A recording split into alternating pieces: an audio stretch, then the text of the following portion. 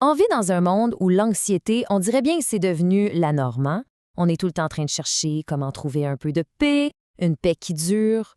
Mais et si la solution, c'était pas une nouvelle application de méditation, mais plutôt la sagesse d'un philosophe qui vivait il y a plus de 2000 ans? La pression de performer, le stress qui lâche jamais, cette fameuse peur de manquer quelque chose, le FOMO, comme on dit. Cette petite angoisse existentielle qui nous rattrape quand on s'y attend le moins. Ça sonne familier, non? C'est comme le bruit de fond de nos vies. La question, c'est est-ce qu'on peut baisser le volume de ce bruit-là?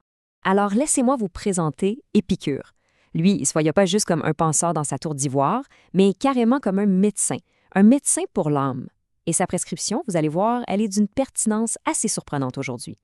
Il a mis au point une méthode pour nous libérer de nos propres tourments. Bon, OK, on plonge. Pour Épicure, le diagnostic est simple. Le problème, ça vient pas vraiment du monde extérieur. Notre souffrance, notre anxiété, ça vient de ce qu'on a dans la tête. Nos croyances erronées sur la vie, sur la mort, sur ce qui nous rend vraiment heureux. C'est par là qu'il faut commencer. Épicure a identifié deux grosses peurs qui nous gâchent la vie. La première, la peur des dieux, bon, ça peut sembler un peu loin de nous. Mais on peut la traduire aujourd'hui par la peur d'un univers qui n'a pas de sens ou d'un destin injuste. Par contre, la deuxième, la peur de la mort, elle est universelle. Ça n'a pas changé d'un poil. C'est la grande angoisse humaine. Et c'est ici qu'Épicure sort son premier remède et c'est, disons-le, assez radical. Il s'attaque de front à notre plus grande peur. Son but, nous aider à la voir complètement différemment. Pensez juste à la force de cette phrase. C'est pas une invitation à devenir froid ou insensible, non. C'est une invitation à adopter une nouvelle habitude de pensée. Une habitude basée sur la pure logique. Une habitude qui, selon lui, peut nous enlever un poids énorme des épaules.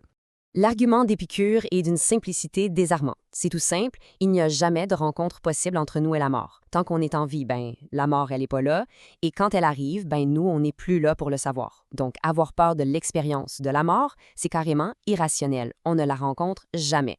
Et voilà le cœur de son idée.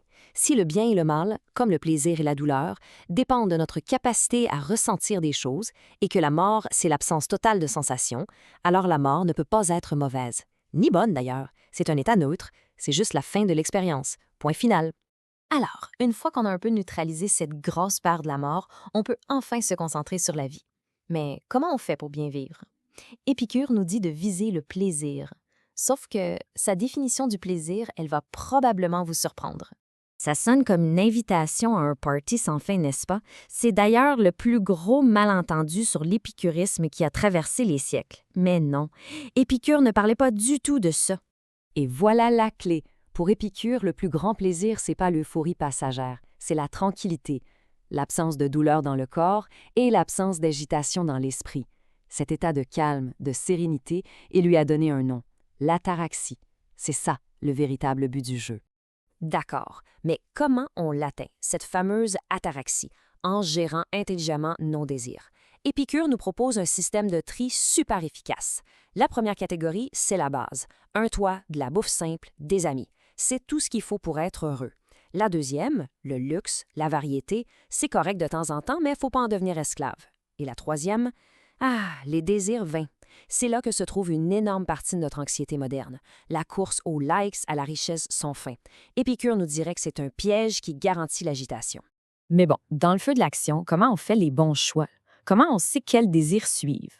Heureusement, Épicure ne nous laisse pas sans boussole et nous donne un outil fondamental pour naviguer dans tout ça. Cet outil, c'est la prudence. Mais attention, pas la prudence dans le sens d'être peureux. On parle ici de sagesse pratique. C'est la capacité de raisonner, de peser le pour et le contre. Pas pour le kick immédiat, mais pour le bien-être à long terme. C'est la vertu qui guide toutes les autres, parce que c'est elle qui nous aide à choisir ce qui mène vraiment à la tranquillité, à l'ataraxie.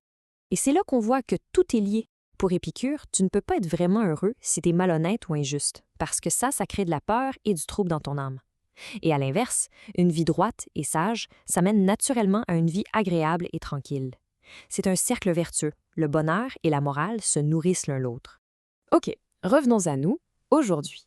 Comment est-ce que toute cette philosophie vieille de 2300 ans peut nous aider concrètement avec nos angoisses bien modernes? Regardons ça, l'angoisse existentielle qui nous poigne parfois. La logique d'Épicure sur la mort peut nous libérer de ça.